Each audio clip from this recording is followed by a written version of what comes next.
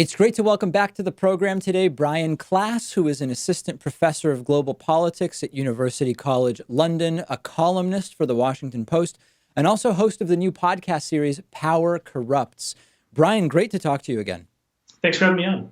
So let's talk a little bit about the Trump administration and geopolitics. If folks follow you on Twitter, they know that you have no shortage of specific and pointed critiques of how the current president has been managing a variety of different geopolitical relationships and sort of day-to-day issues. If you were to sort of zoom out a little bit, how do you sum up the Trump administration in terms of its relationship to geopolitics and other countries? That's a great question. So I think there's two main things that I would focus on. The first one is how Trump has changed our politics towards authoritarian leaders and human rights. And the second is how he's been a chaos agent with just about everything else.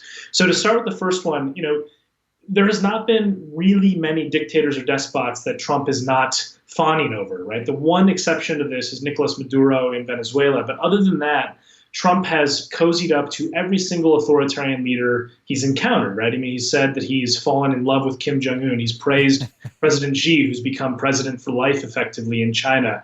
He's praised President Erdogan, who's dismantled democracy in Turkey. He has praised President Duterte, who's committed thousands of extrajudicial killings in the Philippines. He has no shortage of love for, El-Sisi in Egypt. You name it. There is a Trump tweet or some sort of comment praising these dictators and despots around the world. And the point that I've tried to really make, which I think is underappreciated in U.S. foreign policy circles, is that everybody outside of Egypt, the Philippines, Turkey, China, what have you, every other country in the world is paying attention to this. So when I've done research in, say, Southeast Asia or Sub-Saharan Africa, they're taking cues from what they can get away with from what the U.S. president says is acceptable and what might actually have consequences. And so my real worry is that this rise of authoritarianism that we've seen over the last 12 years, where the state of democracy has declined globally every year for 12 years, is accelerating. It's getting worse. And that we're going to live in a much more dangerous world the more authoritarian it becomes. So that's one big part of Trump's foreign policy that I object to. The second, and I'll be more concise with this, is the chaos agent aspect of this, where Trump behaves in a way where he doesn't really care about the consequences. He just does stuff and sees what sticks, right? And it has consequences that are very predictable. So with the unilateral withdrawal from the Iran agreement, for example, it is no surprise that now there is a crisis, an international crisis that's spiraling out of control around the Strait of Hormuz in Iran. It was predictable. We knew this was going to happen last year when he pulled out of the agreement. Every expert said this will have a ratcheting effect, an escalating effect. And now here it is, right? I mean, the trade war with China, extremely predictable consequences with geopolitical risk baked in them. And so whatever issue he touches, his very cursory knowledge, to put it charitably, of geopolitics and his sort of, offhanded tweets have real world consequences. The problem, I think, is that they take a while to manifest. And so we haven't seen the catastrophic risk that he's creating come home to roost quite yet, but I suspect we will in the coming year, and that the destabilization is going to get much, much worse in 2020. Well, this relates to two topics I've been talking about a lot. One is the shift of the Overton window to the right, and the other is, and not even to the right, it's more of, it's really towards authoritarianism, actually, as you were pointing out, and the creeping normalization of how we expect a president of the United States to behave and act. And the example I gave is, if on day one of the presidency, Trump wanted to debate caging immigrant children, it would have been too much too quickly. And so you really needed like the 2.5 years where you slowly push the conversation. And then it's like, well, do they deserve soap or don't they deserve soap? And that's why I feel like, things move slowly, even in a 4-year term. The dynamics of the first half of the term and the second half of the term can be quite different. And that's the danger that I think causes a lot of people not to realize how things have shifted. Yeah, I mean, the analogy that I've used in the past is that we're in scandal overload, right? And that's actually a huge gift to opening the Overton window, because you can't really keep track of all the scandals at once. You can't keep track of all the ways he's busting norms and violating American values because they're happening so routinely. And the analogy I use is we're like a golden retriever at an exploding tennis ball factory, right? Like you catch one tennis ball in your mouth for a minute, and then another one comes along, and you chase that for a minute, and then another one comes along. And in the process, you lose sight of the fact that the whole factory is exploding, right? And so I think this is exactly what's happened over the last couple of years. Is the unthinkable has become routine, and that as we continue to accept new normals, dangerous normals, as routine occurrences, it gives the encouragement to Trump to simply behave that way because he gets away with it, right? And I think this is something that scares me about a second Trump term, is that it's the ultimate acceptance, right? It's the ultimate sort of endorsement that what has just happened for the previous few years is acceptable, routine, normal, and we'll let it happen again. And if that happens, if he gets another term and he gets the endorsement of the American public, even if it's a contentious election, he'll still take it as a mandate.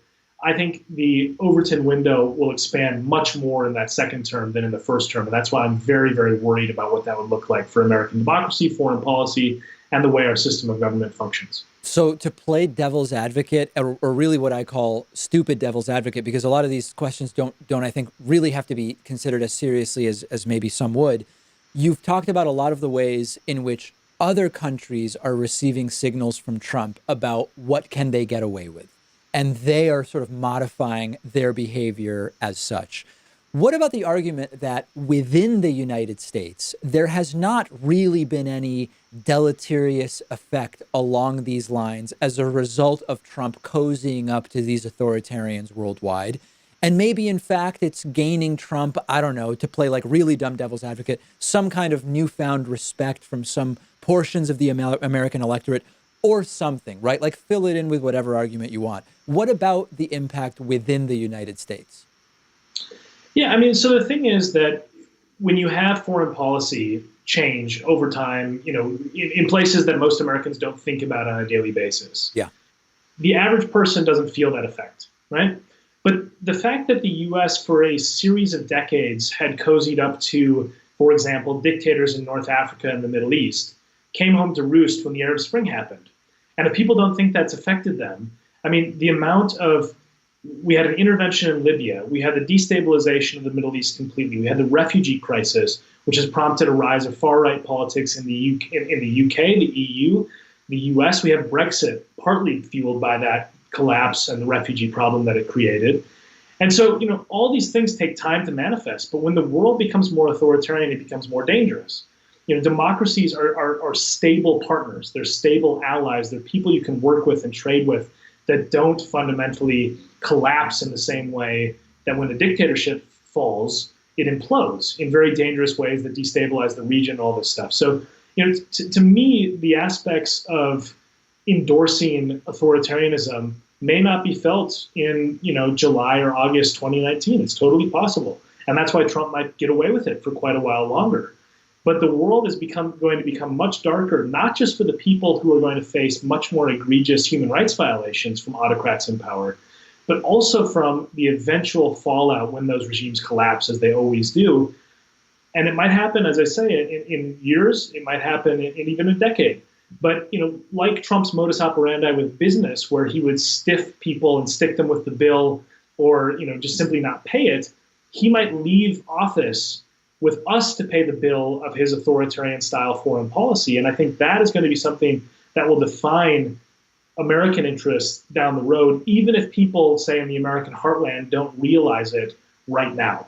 Well, that's exactly the next thing I wanted to talk about, which is early on in his presidency, there were a lot of sort of slightly symbolic executive orders or executive orders directing a department to do A, B, or C, but not really being a significant change to policy. Then you started getting into some directives that did sort of connect to a policy change, but they could be pretty quickly undone. Like as soon as the next president is in who has a different idea, they can reverse some of those decisions relatively quickly. Is it the foreign policy geopolitical stuff that is going to be of the most lasting impact and most difficult to quickly undo? And I'm talking about things like the tariff program with China with no clear off-ramp, moving the U.S. embassy in Israel to Jerusalem. Like, pick whichever ones you want, but are those the most long-term to undo areas of the presidency? Yeah, so I think yes and no. I mean, on the foreign policy aspects of this, what Trump is setting in motion is difficult to undo because long-term strategic orientation stuff, right? The trade war with China, you can't just undo that on day one. Even if you get rid of the tariffs, China is going to think about the U.S. differently. You know, U.S. trade policy will be fundamentally transformed.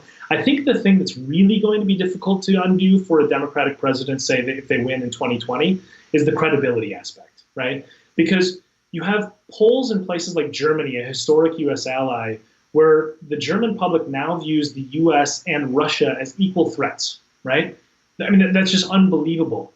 And eventually that is going to shift German politics to actually make strategic changes to how they think about the United States. The same is happening here in the UK, where people are thinking less about the United States as a benevolent ally and more as something you have to hedge your bets against because they're not reliable, they can't be trusted, etc. And so I think that is going to be very, very difficult to change.